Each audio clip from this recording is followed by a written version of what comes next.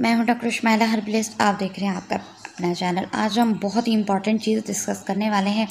अक्सर मर्द ख़वातीन कहते हैं कि जी हमारा जो टमी है वो निकल आया है और राल भी कुछ को टपक रही होती है, स्टमक हीट हो गया है भाई, बार बार जो है वो डकार भी आ रहे हैं।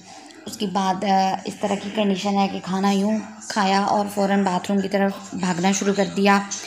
जो एक मेजर प्रॉब्लम फेस करना पड़ती है वो है तबखीर मैदा की और उसके साथ सीने की जलन और बदहज़मी की। तो समझ नहीं आता कि किस तरह से इसको सेटल किया जा सके। और अक्सर ख़वातीन को जो है वो यूट्रस की वजह से भी प्रॉब्लम फेस करना पड़ते हैं। अच्छा, कुछ को डॉक्टर्स ये सजेस्ट करते हैं कि भाई आपके फेफड़ों के ऊपर बरम आ गया है। फिर हम अक्सर कहते हैं कि इनको स्टमक का प्रॉब्लम है, तो अगर थोड़े अरसे तक आप ट्रीटमेंट नहीं करवाते, ये आहिस्ता आहिस्ता बढ़ के जो है वर्म की तरफ चला जाएगा और वर्म से फिर ये अल्सर की तरफ चला जाएगा। तो इस तरह की प्रॉब्लम्स जो हैं वो रूटीन लाइफ के अंदर हमें फेस करना पड़ते हैं। अच्छा, कुछ को जो है कॉन्स्टिपेशन मुसलसल रह जाती है और कुछ को ऐसे होता है कि मुसलसल मोशन जो है वो लगे रहते हैं, पेचस लगे रहते हैं। और कुछ को इस तरह से होता है कि कभी जो है पखाना ठीक आ गया, कभी मोशन लग गए। इस तरह के बहुत सारे प्रॉब्लम्स हैं जो हमारी ज़िंदगी में टपकते हैं। लेकिन मैं कई वीडियोस के अंदर अपनी के अंदर बता चुकी हूँ कि हमारा जो स्टमक है ये मेजर आइटम है। अगर ये आपका सेट होगा तो अगले ऑर्गन्स जितने भी हैं हमारे ग़िज़ा को हज़म करने वाले या ब्लड बनाने वाले या जो भी हमारा बॉडी का सिस्टम जो चल रहा है वो भी सेट होते जाएंगे। जैसे मशीन का एक पुर्ज़ा होता है, अगर एक ख़राब हो जाए, उसकी रिपेयरिंग ना की जाए तो बाकी पुर्ज़ों के ऊपर भी फ़र्क पड़ना शुरू हो जाता है। और फिर क्या होता है कि आखिर एक वक्त ऐसा आता है कि पूरी मशीन ही धड़म से गिर जाती है। तो यही सिस्टम हमारे स्टमक का है। स्टमक का ध्यान रखने की बहुत ज़रूरत है। आज इतनी सारी तमहीद बांधने का मकसद ये था कि ये तमाम की तमाम चीज़ें जो हैं आपकी स्टार्ट होती हैं स्टमक से ही और पेप्टिक अल्सर से ही। शुरू में हम ये महसूस करते हैं कि थोड़ी बहुत तबखीर हो रही है, डकार आ रहे हैं और खाना हज़म नहीं हो पाता, या फिर जैसे मैंने बताया कि खाना खाया फ़ौरन से मोशन आ गए, चल पड़े, पता नहीं ये क्यों हो रहा है, पता नहीं क्यों हो रहा है। और हम इस चीज़ को बहुत ही नॉर्मल कंसिडर करते हैं कि ये खैर है, कोई बात नहीं, सेट हो जाएगा। और कोई इस बोल खा रहा होता है, कोई क्या खा रहा होता है, कोई क्या खा रहा होता है। ये एक वो प्रॉपर चीज़ है जिसको ट्रीटमेंट की ज़रूरत होती है, जिसकी तरफ अगर आप तवज्जो नहीं देंगे तो ये आगे चल के बहुत ही बुरी कैफियत आपके लिए बन जाएगा।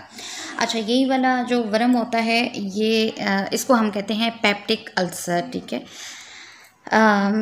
पेप्सिन, टैप्सिन और कुछ ऐसे एंजाइम्स हमारे स्टमक में मौजूद होते हैं जो हमारी ग़िज़ा को हज़म करवाने के काम आते हैं। जैसे कुछ एंजाइम्स जो हैं वो चिकनाई को तोड़ते हैं, कुछ जो है प्रोटीन के लिए काम करते हैं। इसी तरीके से सबका एक अपना अपना अल्लाह ताला ने एक निज़ाम रखा हुआ है कि कौन सा किस चीज़ के ऊपर काम करेगा। तो पेप्टिक अल्सर इसलिए कहा जाता है क्योंकि पेप्सिन जो है वो ज़्यादा हो जाती है और ये ऐसा एंजाइम है जो कि आपके स्टमक को है कि बिल्कुल ही नाकारा बना के रख देता है। और उसके बाद इसकी वजह से जो हमारी स्टमक के खुलियात होते हैं, जो सेल्स होते हैं, वो भी ये खाना शुरू कर देता है। आपने अभी से खाना खाया और 1-1.5 घंटे के बाद आपको इतनी शदीद भूख लग जाती है कि आप कहते हैं मेरे सामने पत्थर भी हों तो वो भी मैं खा जाऊँ, लेकिन इसके बावजूद आपका जो स्टमक है वो रुकता नहीं है। और उसके बाद क्या होता है कि भूख जो है वो बढ़ती चली जाती है, वेट भी इंक्रीज़ होता चला जाता है और हम ये समझते हैं कि हमारा जो पेट निकल आया है वो शायद वेट गेन करने की वजह से निकल आया है, जबकि मामलात कुछ और चल रहे होते हैं। तो मैं बात कर रही थी अल्सर की, पेप्टिक अल्सर की। तो ये जो पेप्सिन है ये आहिस्ता आहिस्ता करके सबसे पहले वर्म जो है वो पैदा करती है स्टमक के अंदर। उसके बाद आपकी उन्हीं खुलियात को खाना शुरू कर देती है जो कि हमारे स्टमक के होते हैं। अब जाहिर है चूँकि एक जगह पे प्रॉब्लम चल रही होती है तो स्टमक से हमारी ग़िज़ा गुजर के ही अगले ऑर्गन्स की तरफ जाएगी। तो वो तमाम की तमाम चीज़ें, वो तमाम के तमाम जिसे कह लें कि एक हमने एक गलत किस्म का तेल जो है अपनी मशीनरी को प्रोवाइड कर दिया और वो आगे चला जाता है और मशीनरी जो है वो ख़राब होना शुरू हो जाती है। तो इसी तरह से ये तमाम वर्म या जो अल्सर की कैफियत है ये आगे बाकी ऑर्गन्स के ऊपर भी चली जाती है और इनफैक्ट जो हमारी आंतों की स्वेलिंग होती है वहाँ तक बात चली जाती है। उसके बाद टमी जो है वो प्रॉपर निकल आता है। आप भले डाइट करें, भले एक्सरसाइज करें, जो मर्ज़ी आप करते फिरें, तो ये जो है वो सेटल डाउन नहीं होता। तो आज इसी वीडियो के अंदर मैं इसका बहुत ही ईजी ट्रीटमेंट आपके लिए लेके आई हूँ, जो कि आप इजीली अवेल कर सकती हैं मार्केट से। तो चलते हैं उस सिरप की तरफ। तो सबसे पहले हम इसका आउटर लुक देख लेते हैं। इस तरीके की ये आउटर बॉक्स के अंदर ये वाली बॉटल आती है, और यूनानी कंपनी का क्या नाम है मैं आपको बता देती हूँ। ये है फिरोज़ अजमली की, और सिरप का नाम है मुहल्लल औरा। तो ये जितना भी अल्सर होता है उसके लिए ये काम करती है। क्या काम करती है इसके ऊपर कंप्लीट मेंशन है। अंदरूनी ज़ख्मों और वर्मों के लिए मुफीद है। मैदे, जिगर, आंतों, गुर्दा, मसाना, रहम, वर्मे खंजरा। खंजरा कहते हैं हलक की वर्म को, ठीक है। वर्मे खंजरा हलक का वर्म होता है ये। फेफड़ों की विशाए मुखाती के वर्म, सीने की जलन और बदहज़मी में मुफीद है। पुरानी पेचिश और तबखीर के लिए मरीज़ों के लिए काबिल भरोसा है। अच्छा, ये जो सिरप आपको मैं शो करवा रही हूँ, ये आपके पेप्टिक अल्सर के लिए बहुत ही बेहतरीन है। अगर आप इसको कंटिन्यूसली जो है कम से कम 1 माह तक आप इसको यूज़ करिए, अच्छा रिज़ल्ट है इसका। इसको मैंने यूज़ करवाया है और बहुत ही जल्दी इससे अफाका हो जाता है।